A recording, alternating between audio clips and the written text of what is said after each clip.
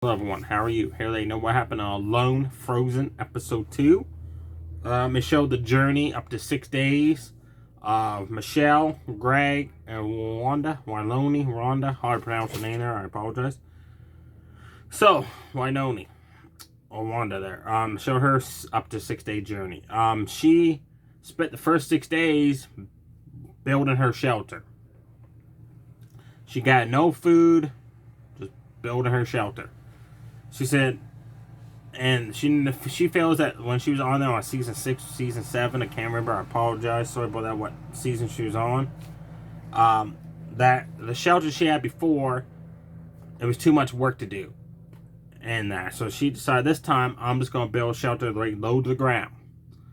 So she cut down a tree, whizzed it between two other trees, and then threw a tarp over it. But then she kind of like dug a trench into the ground. Kind of reminds me back like the day of like the World War days, like with the soldiers when they dug a trench in the ground to hide from enemies and that, and get shelter from the bullets flying.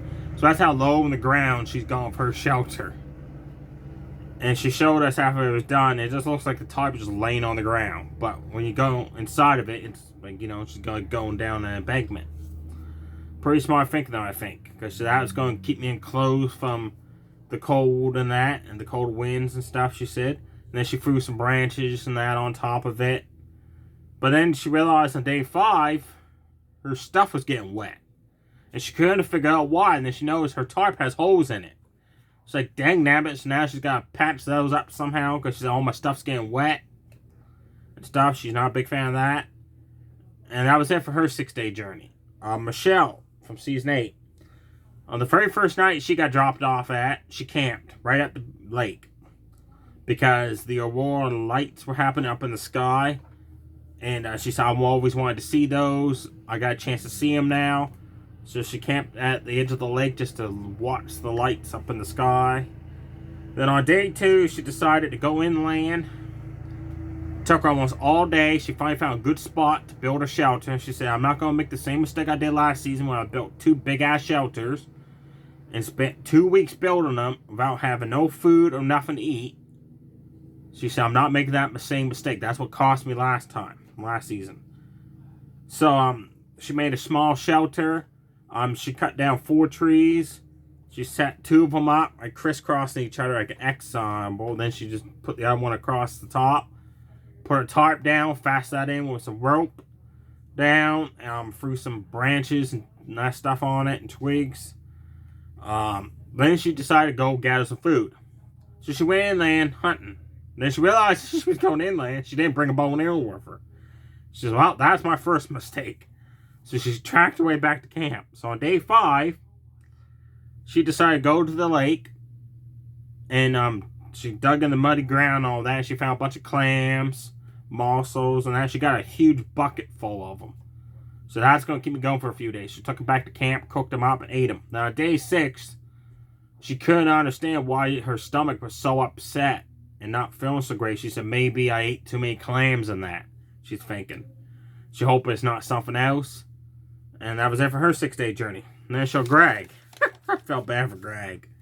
When he got dropped off at, folks, the first thing he saw was beer tracks. And he's like, great. Thanks, guys. Drop me off here with fresh beer poop and beer tracks. So I hate beers. Especially pole bears. I don't want to mess with them. And look why I get to see already. I loved it. I was going to say, Greg from season 3, he gets frustrated quickly over anything. Like, he threw his tarp up over some deadfall and that, and slept in a sleeping bag. Then when he went out gathering clams and stuff as well, he decided to try some fishing. But he said, I'm not going to do what I did last time, which was spend all my time fishing. I'm not going to do that. So hopefully he doesn't. But instead of using like a homemade fishing rod, like with a stick in that, he just tossed in the wire, the fishing line in the water. And he wasn't catching enough, so he gave up on that. So he went about looking for some clams, and he could find them alongside the lake. Then he realized he forgot where he put his pot. He said, that's one of the main things I need is my pot. He said, because I got to cook stuff with it. And now I lost the dang thing. He finally found it after a while. He left it on top of a rock. Then, as he was going about, he noticed that in one particular area by the lake, a lot of seagulls were circulating there. So he decided to make a trap to catch a seagull, which would give you up to 350 calories. They said on the little Bob screen there for information on that. And within Labrador, Canada, they're allowed to kill seagulls, where other places are not allowed. So he made a trap by taking some sticks, made it kind of like a square shape, woke some snare wire up. He said, now hopefully he can catch a seagull. So he left it there for 4 days. On day 6, he went back to check on the trap, and he had put it too close to the edge of the lake, so the tide was coming in, so it destroyed his trap. So he said that was a waste of time. He got frustrated over that. And then he bought this tarp, which was expensive, he said, and it was supposed to be one of the best tarps in the world, he said, and the damn thing leaks. He said, like a rainstorm. And he said, and convenient enough, it's rainstorming. Big rainstorm happened.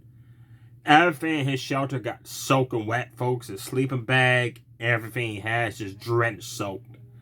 He cursed, got frustrated. He tore that tarp down. They decided that the camera gear they used, I didn't know this, but apparently it comes wrapped up in the tarp as well. And that tarp does not count. And the camera gear is one of your 10 or 12 items you can bring with you. So he used that tarp to put over his shelter, to hopefully that it's better than the first one he had. So he took the one that's got all the holes in that, wrapped the camera gear in that one. On day 6, he was complaining for everything being wet. He's complaining that he caught no fish already. He's complaining that where he got dropped off at, there was fresh polar bear sign.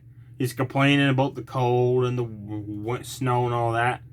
If you signed up for this challenge knowing that it's going to be in winter, why'd you sign up for it? If you're going to complain constantly about every little thing. He's got to go soon, because I'm sorry, folks, but of all the contestants left, he's driving me nuts. Because they're constantly non-stop complaining about everything. Like, he complained when he tossed his line out in the lake.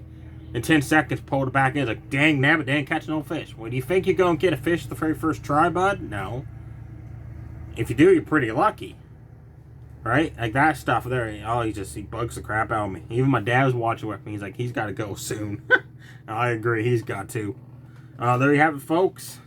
Let me know below in the comment section who you like to see win the redemption challenge on Alone Frozen for the former contestants. Do you want to see Greg win it, or do you want to see him go like me and my dad are hoping? Because of all the frustration and all that he's having. And complaining non-stop for every little thing. Stay safe, everybody. Too sweet. Bye.